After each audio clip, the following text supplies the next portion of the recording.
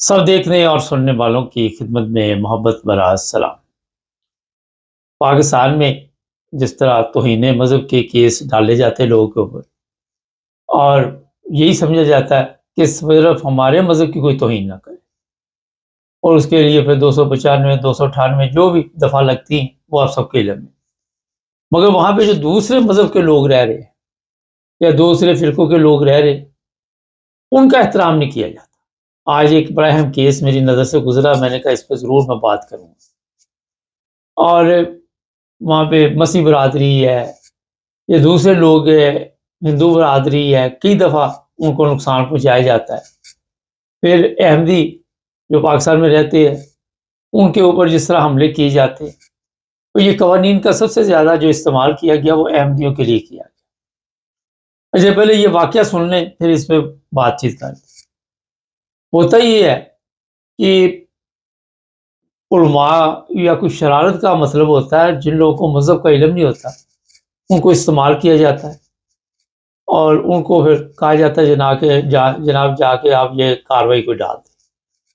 ये कसूर का इलाका है, वहाँ पे एक चर्च पे हमला किया गया और तोड़ फोड़ की गई वहाँ चर्च की, और नुकसान पहुँचाया गया। वहाँ पे जो कोई मकामी लोग थे उनमें से किसी ने बारा पुलिस को इतला की या किसी मसीह बरादरी के बंदे ने की। पुलिस वहाँ पे पहुंची, वहाँ के जो कसूर के डीपीओ थे उन्होंने फौरन एक्शन लिया, और फिर सीसीटीवी पे जब उन्होंने चेक किया कि कौन बंदे हैं, ये किसने ये सारा कुछ किया, तो मेरा ख्याल है कि बहुत कम वक्त में उन्होंने वो बंदा गिरफ्तार कर लिया। उसका नाम वगैरह भी सारा कुछ सामने आ गया जिसने उस चर्च को नुकसान पहुँचाया था। उसके ऊपर FIR दर्ज हुई, 295 जो भी दफ़ा लगती थी वो लगा के उसे जेल भेज दिया गया, और सीसीटीवी में देखा जा रहा है कि वो बंदा ये सारा कुछ कर रहा है। सबूत पास थे, पुलिस ने ज़ाहिर है आसानी के साथ पकड़ लिया। इसलिए मैंने कहा अगर पुलिस चाहे तो कोई इतना बड़ा काम नहीं होता। जब एक को आप पकड़ के सज़ा देंगे तो दूसरे लोग जो है वो ज़ाहिर है फिर एहतियात करते हैं कि ये तो जेल में गया, और बड़ी लंबी सज़ा होती है वहाँ पर और फिर सबूतों के साथ। अब यहाँ पे सवाल ये है कि चर्च हो या कोई भी किसी की इबादत गाह हो, इससे पहले भी कई दफ़ा उनकी बेहुरमती की गई, मगर कभी कोई केस कम ही आपको नज़र आएगा। इस तरह का मेरी नज़र से तो नहीं गुजरा, शायद आपकी नज़र में हो। तो उसके ऊपर फिर तौहीन मज़हब लगी, क्योंकि उसने उनके मज़हब की भी तौहीन की जिनको आप कहते हैं जो भी गलत आपके ख्याल में है, लेकिन वो पाकिस्तानी है और पाकिस्तानी लॉ के मुताबिक फिर ज़ाहिर है केस तो दर्ज होगा। अब क्या सज़ा होगी ये तो बाद का मसला है। और ये मैं बता देता हूँ कि जब तक आप किसी भी मज़हब का एहतराम नहीं करेंगे, ज़रूरी नहीं अपने का तो आपने करना ही नहीं है, वो तो आपके हालात का पता चल जाता है, लेकिन कोई भी मज़हब हो उसका एहतराम करना चाहिए। अब यहाँ पे बेशुमार सवालात हैं, कसूर का इलाका है या पाकिस्तान के और इलाके हैं, वहाँ पे आए दिन अभी तो कुछ ठंड प्रोग्राम है, अहमदी थे उनकी कब्रें थी, उनकी बेहुरमती की जाती, उनके कतबे खाड़ दिए जाते, उसके ऊपर आयात लिखी होती थी, बिस्मिल्लाह लिखा होता था, मगर कोई ऐसा केस आज तक सामने नहीं आया कि किसी के ऊपर इस तरह कोई केस डाला गया हो, मसाजिद को नुकसान पहुँचाया गया। और पुलिस जो है वो खुद इसमें मुलव्वस होती थी। उन मौलवियों के कहने पे जो आज तितर-बितर हो चुकी है, जो जब रियासत को खुद उनसे कोई ख़तरा महसूस हुआ तो रियासत ने उनका जो अशर किया वो आपके इल्म में है, वो ज़िंदा या मुर्दा गायब कर दिए। ये रियासत की ज़िम्मेदारी होती है कि हर जो भी वहाँ पे बंदा किसी मज़हब फ़िरके का है उसको तहफ़्फ़ुज़ देना। अब यहाँ पे कई सवालात हैं कि उनके ऊपर क्यों नहीं मुकदमा दर्ज हुआ जी?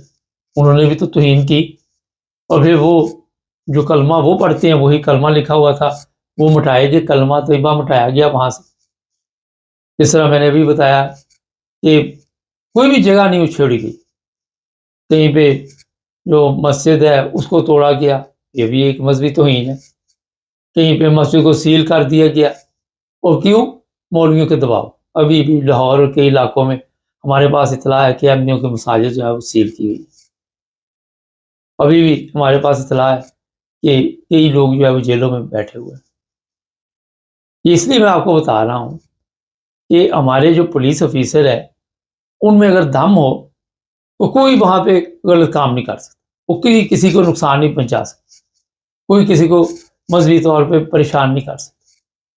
اب یہ جو بندہ پکڑا ہے، اس سے جب وہ پوچھیں گے کہ آپ نے یہ کیوں کیا، اسے 100% آپ جا کے اسلام کے بارے میں سوال کر لیں، اس کو وہ بھی نہیں پتا ہوگا کہ اسلام مذہب کیا ہے۔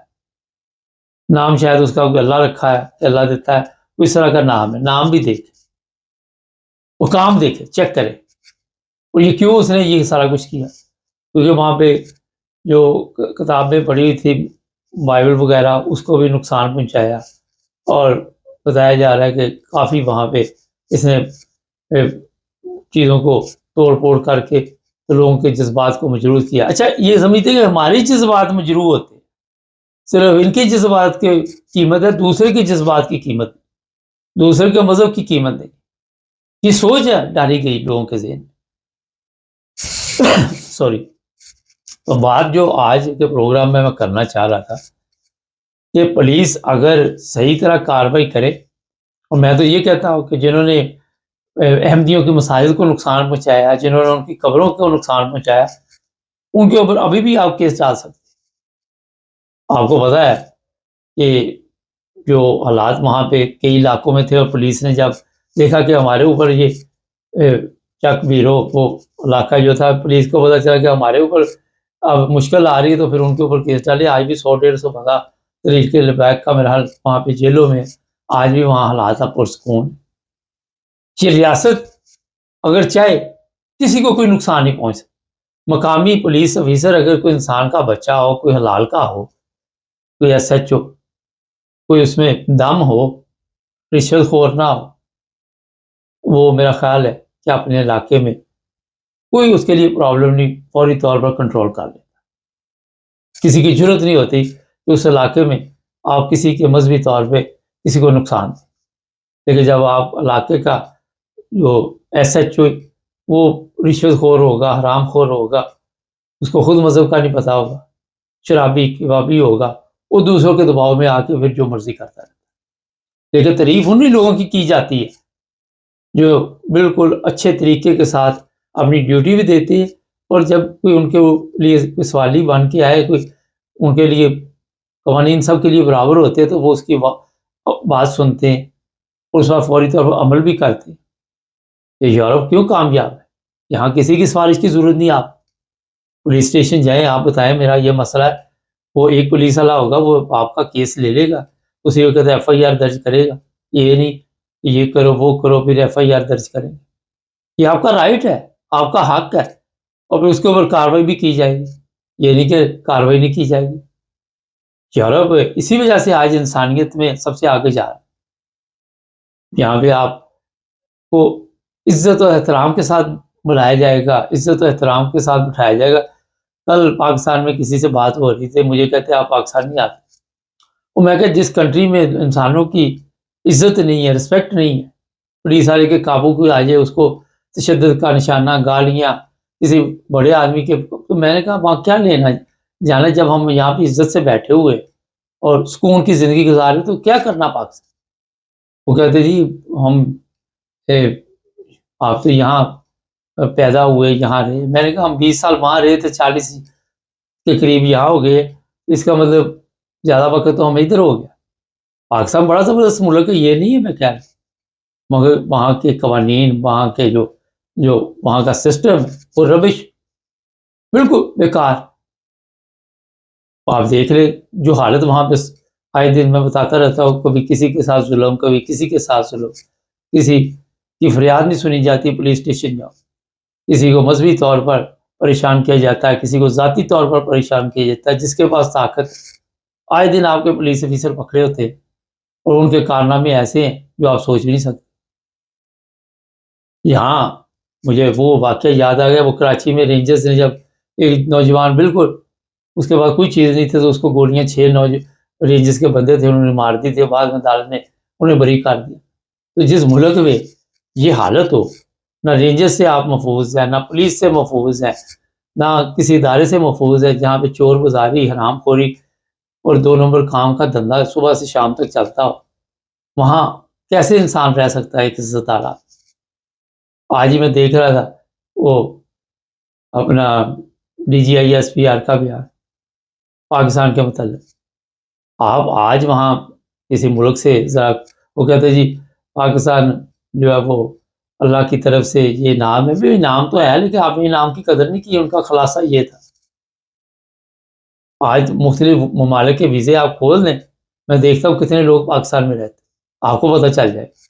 مصیبت یہ کہ دوسرے ملک والے بھی ہماری حالت دیکھ کے وہاں آنے نہیں دیتے. وہ کہتے کہ یہ یہاں پہ کیسے آئیں گے, جب آئیں گے تو ہمارے لیے مشکل پیدا کریں. یہی وجہ ہے, صرف پاکستان کا مسئلہ نہیں, پوری دنیا میں زیادہ اسلامی ممالک جو ہیں ان میں یہی حالت ہے. سیرین ہے, یہ دوسرے عراقی ہے, ایرانی ہے, یہ سب یورپ کیوں بھاگنا چاہتے؟ اگر ہمارے ملک اتنے ہی لوگوں کے لیے, جس طرح میں بتاتا رہتا ہوں کہ لوگوں کو تحفظ دینے میں کامیاب رہتے ہیں, لوگوں کو عزت دینے میں کامیاب رہتے, تو لوگ کیوں باہر بھاگتے؟ یہ جناب پاکستان جو ہے نا, یہ امیروں کی دنیا ہے, فراڈیوں کی دنیا ہے. سب سے بڑے فراڈی آپ کو وہاں پہ ملیں. کوئی مذہب کے نام پہ فراڈ کر رہا ہے, کوئی ایک سے ایک بڑھ کر, اور جب مقابلے ہوتے ہیں بڑا فراڈی کون ہے, 2 نمبر کام ڈالنے میں پھر آگے خوشی سے بتاتے ہیں یہ کام ڈالا میں, اور نام اسلام, اسلامی جمہوریہ پاکستان, کام کوئی بھی انسان والا. تو ہر بندہ چاہتا ہے کہ جہاں میری عزت ہو وہاں میں اپنی حقیقی زندگی گزاروں. اب یہ میڈیکل سسٹم آپ پاکستان دے سکتے ہیں؟ ایک سادہ سا سوال ہے جو یورپ نے دیا ہوا. آپ انگلینڈ والا چاہے انتظار کرنا پڑتا, میڈیسن فری دے سکتے آپ؟ کبھی بھی نہیں دے سکتے. کبھی بھی آپ نے عوام کے بارے میں سوچا نہیں, آپ نے اپنے بارے میں, اپنے بچوں کے بارے میں سوچا. یہ چیزیں میں ویسے آپ کو بتا رہا ہوں. خیر, یہ جو واقعہ میں نے ابھی آپ کو بتایا, اس طرح آئندہ کوئی کسی مذہب یا فرقے پہ حملہ کرے تو اس پہ فوری طور پر FIR درج ہونی چاہیے اور انہیں بھی جیل میں بھیجنا چاہیے. چینل کو سبسکرائب کریں. نارمل تو یہ قوانین بھی ختم کرنے چاہیے جو بنے ہوئے, لیکن اس کے باوجود ایک دوسرے کا مذہب کا احترام اور انسانوں کا احترام بہت ضروری ہے. جڑے رہیں ہمارے ساتھ, ہمارے چینل کو بھی سبسکرائب کریں.